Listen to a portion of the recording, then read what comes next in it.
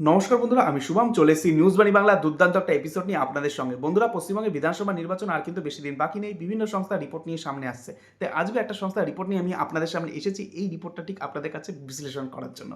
এই যে সংস্থা সমীক্ষাটি করেছে তার নাম হচ্ছে নিউজ জাংশন। হ্যাঁ, এই সংস্থা পশ্চিমবঙ্গ আসন্ন বিধানসভা নির্বাচন অর্থাৎ 294টি আসনে সমীক্ষা করে একটা দুর্দান্ত রিপোর্ট আপনাদের কাছে নিয়ে এসছে একদম।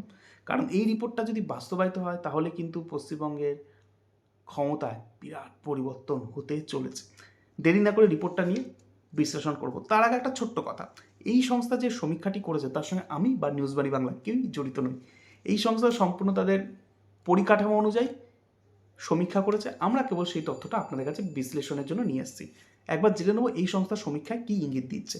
নিউজ জাংশনের রিপোর্ট অনুযায়ী পশ্চিমবঙ্গে আসন্ন বিধানসভা নির্বাচনে বিজেপি পেতে পারে 173টি আসন, তৃণমূল পেতে পারে 110টি আসন, কংগ্রেস এবং অন্যান্য পেতে পারে 11টি আসন। বুঝতেই পারছেন কেন আমি একটু আগে বললাম ক্ষমতার পরিবর্তন ইঙ্গিত দিচ্ছে এই সংস্থার সমীক্ষা।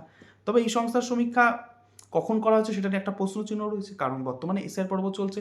এসআইআর পর্ব যখন ফাইনাল লিস্ট বেরোবে তখন পশ্চিমবঙ্গে অনেক অঙ্ক পরিবর্তন হবে, বীজগণিত পাটিগণিত দুই তরফেই পরিবর্তন হবে। পশ্চিমবঙ্গের রাজনীতি অনেক আসন টলমলো হবে দুই দলের। তাই ফলে এই রিপোর্ট কতটা মিলবে তা তো আগামী দিনে দেখা যাবে। আগামী দিনে যখন ভোট গণনা হবে তখন এই রিপোর্ট বাস্তবায়িত হয় কিনা সেই দিকে তো আমাদের নজর থাকবেই। এই ছোট্ট প্রতিবেদন কেমন লাগলো তো অবশ্যই আপনারা কমেন্ট বক্সে জানান। আমাদের এই ছোট্ট ইউটিউব চ্যানেলে পাশে থাকার জন্য ধন্যবাদ। সাবস্ক্রাইব করতে এই চ্যানেল ভুলবেন না। ধন্যবাদ, নমস্কার, সকলে ভালো থাকুন।